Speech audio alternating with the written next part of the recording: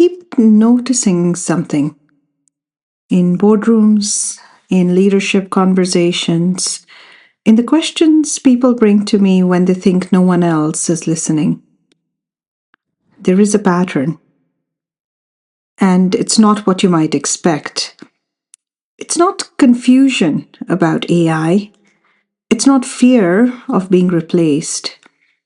It is something quieter than that, something more unsettling. It is people wondering whether they still matter. Hello, I'm Dr. Jaspreet Soor, a retired physician, transitions guide, and storyteller. And this is Between Thoughts and Being. Today's episode is called In the Age of AI, Humanity is the Skill. I want to tell you what I keep hearing. Not in those exact words. People rarely name it directly. But underneath the questions about productivity and implementation and staying competitive, there is something else being asked. Am I still needed? Does what I bring still count? If a machine can do this faster, what is left that is distinctly mine? And what strikes me most is where I hear these questions. Not only from people early in their careers, I hear them from leaders, experienced, capable, thoughtful leaders who find themselves in this particular moment quietly uncertain about their own value. This tells me something important. We have been so focused on preparing people for AI that we have forgotten to prepare them to be human. Here is what I observe again and again. Organizations move very quickly to adopt new technology. They invest in tools, training, implementation strategies. They measure productivity and output. And somewhere in all of that movement, the human being inside the professional gets quietly set aside.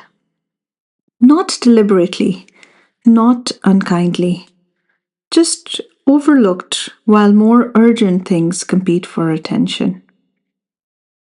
But the things that get quietly set aside have a way of making themselves heard eventually, as disconnection, as disengagement, as burnout that arrives not from overwork alone, but from a deeper exhaustion.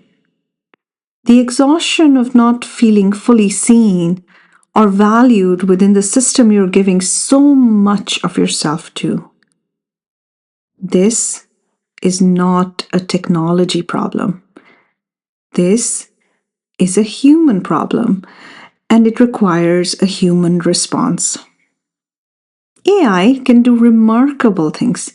It can generate, analyze, predict, and optimize at a scale and speed no human can match. But there are things it cannot do. It cannot sense the moment a team is starting to fracture before anyone has said a word. It cannot hold space for a leader who is carrying more than they are showing. It cannot build the kind of trust that allows a team to move through genuine difficulty together. It cannot replace what happens between human beings when they are truly present with one another. And here is what I find quietly remarkable about this moment. The more capable AI becomes, the more valuable it may become to be deeply, skillfully, intentionally human. Presence, empathy, discernment, ethical judgment, creativity, courage, connection. These are not nice to have. They are the skills that will define how well we navigate everything that's coming. So what do we do with this? We start by refusing to treat humanity as a given, because it is not. The capacity to stay present under pressure, to listen when we disagree, to remain connected when circumstances become hard, these capacities do not develop on their own. They require attention, practice, and the willingness to sit with discomfort rather than immediately trying to resolve it. This is what I mean when I talk about the human way. Not a program, not a framework to implement and forget, a practice. A living commitment to developing the human capacity that makes everything else possible. And perhaps this is the unexpected gift inside this moment. If AI absorbs some of the work that consumes so much of our attention, it may create genuine space for what matters most.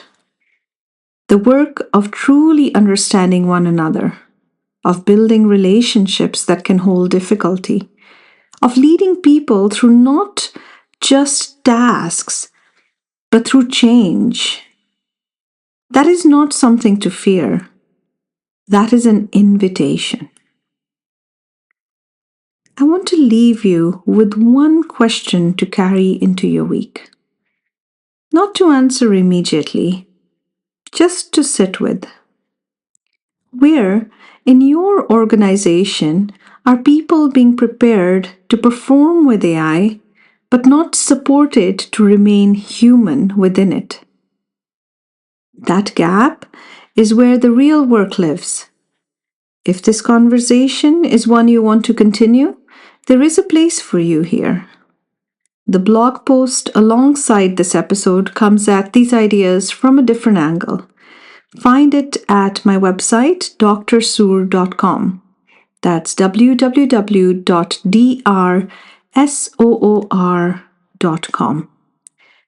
And the Human Way at Work community on LinkedIn is built for leaders doing exactly this work.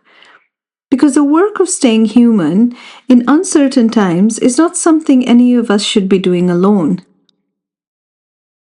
This is Between Thoughts and Being. Until next time, take care.